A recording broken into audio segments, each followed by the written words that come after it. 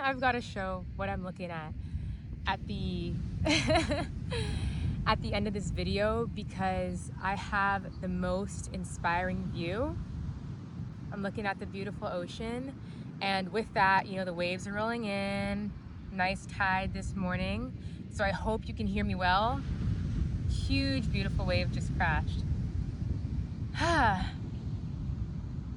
My name is Kennedy, and I am a 100% high raw, plant-based vegan. I have been vegan since January 1st of this year, and living this lifestyle has simply changed my life. And today I want to talk about how my relationship with food has been changed forever since transitioning to this diet. Food is something that we all are so connected with since birth, since the very beginning. Because what is our first relationship with food? It's breast milk. It's from our mother.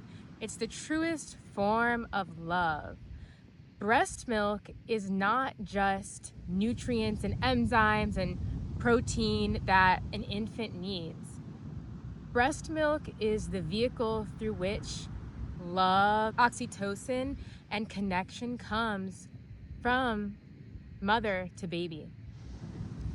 What a beautiful connection. What an amazing design by the creator, right? Now, we have this connection of what I ingest, what I put into my body, and what I put into my mouth is love. Or if not love, it is some other emotion. It's never just physical. There's always something going on emotionally, mentally, psychosomatically when we reach for food.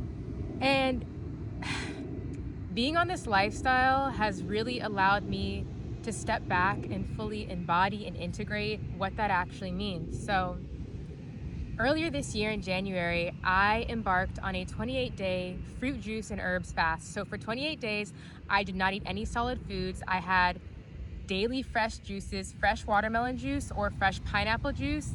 I took anti-parasitic herbs and I took psyllium husk. And I also took some lemon juice shots in the morning and the night. This period was life-changing in a short word, and I can go into the whole experience of my juice fast in another video. But during this time, I did not expect the emotions and the old memories that came up, because I am someone that I don't consider myself having the strongest memory for certain things that happened in my life. But during this juice fast, all of a sudden I got this super vivid memory of this very specific instance when I was 12 years old.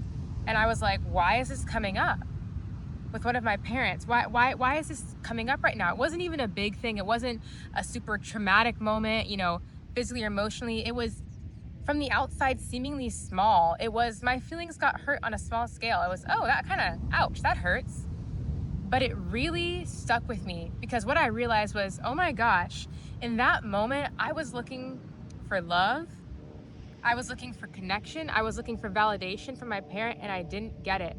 Not because they're a bad person, because this is life. These things happen. We don't always get what we need in that moment. But when you're a child and when your needs being unfulfilled are connected to survival needs and identity needs and validation needs, those wirings and those nervous system patterns stick with you and they stay. So why during this 28-day juice fast was I getting this memory of this random moment when I was just asking for a little bit of help and attention? Because in these micro moments throughout the day where we don't realize what's actually going on in our nervous system, where we opt and reach for certain foods that help to quell and pacify those emotions that come up.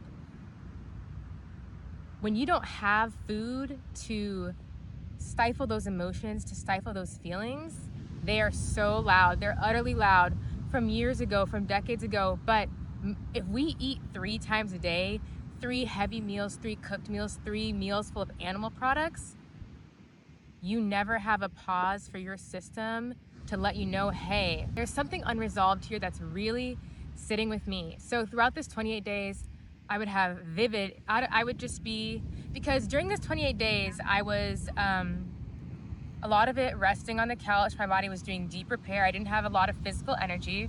I would just be relaxing, chilling, and all of a sudden I would get this very vivid and deep memory of, whoa, that was never resolved. But just noticing that, hey, I felt this way in that moment and I didn't get validated, I didn't get loved. And loving myself, loving her in that moment who needed that hug, who needed that person for her, allowed me to metabolize and move through those moments. It's not that simple for every single moment that we have in our life, right? The moments that are deeper, more traumatic, more cementing in our lives. But on a grand scale, food is how we soothe ourselves.